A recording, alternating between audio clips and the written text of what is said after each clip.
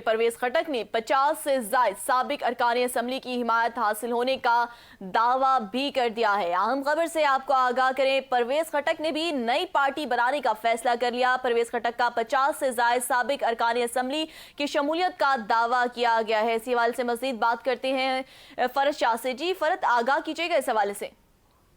जी बिल्कुल, साबिक वफाकी वजीर दिफा और साबिक सूबाई सदर तहरीक इंसाफ परवेज खटक ने अलहदा सियासी जमात बनाने पर गौर शुरू कर दिया है। ज़राए के मुताबिक पार्टी की कई नाम जेर गौर है, जबकि मंशूर की तैयारी का काम भी शुरू कर दिया गया है।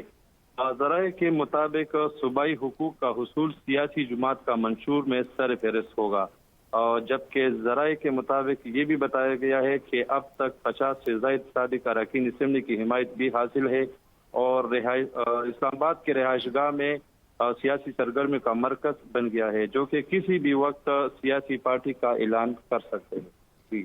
बहुत शुक्रिया फरद शाह आगाह करने के लिए।